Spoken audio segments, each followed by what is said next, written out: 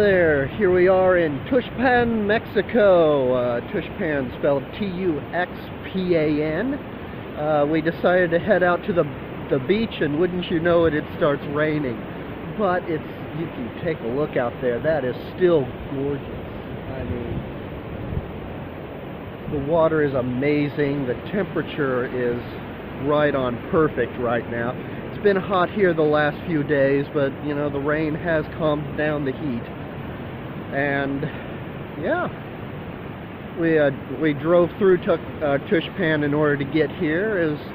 It was kind of an interesting city because on one hand it was native Mexico, but on the other hand it was very Americanized. You know, there would be like a couple of Mexican-style cantinas there, and right next to it a Walmart. I even saw a sushi place downtown, so a port city, very international, but at the same time it's not one of the touristy areas of the country. And so it's not going to be like Cancun or anything else. It really is more real Mexico. Just wanted to point out something that I can't say that I recently discovered this because I already knew about it, but this is the first time I actually experienced it. And that is that in Mexico you have to tip money to use public restrooms. Like I told you on a previous video, I came down here expecting to live out of my backpack in a tent, and instead they set me up in the completed room of a partially finished motel.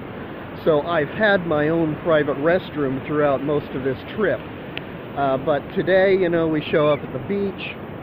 I go in there to use the public restroom, and sure, the restroom's free, but I had to tip the lady 10 pesos for toilet paper. Another bit of warning about restrooms in Mexico is do not expect seats. I have a seat on the toilet in my room. It wasn't there when I first came there. I just kind of asked the lady if she could hand me a seat or something that I could just sit on top of the toilet, just so I have something to sit on, because I'd seen one just laying there against the wall in one of the incomplete rooms.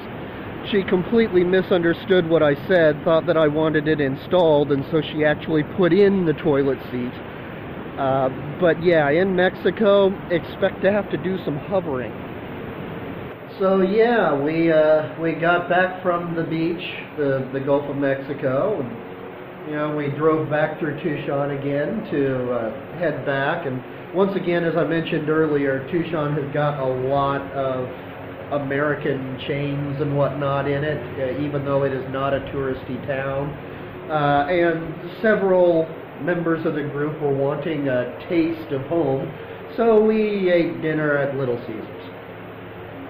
But you know, it's one of those things that when you translate pesos into dollars, it comes out to be about the same amount of money. So you know, for us, eating at Little Caesars is no big deal. But however, for someone who lives off of Mexican wages, I don't see how a Little Caesars in Mexico can stay in business, not without a steady supply of out-of-towners, because they,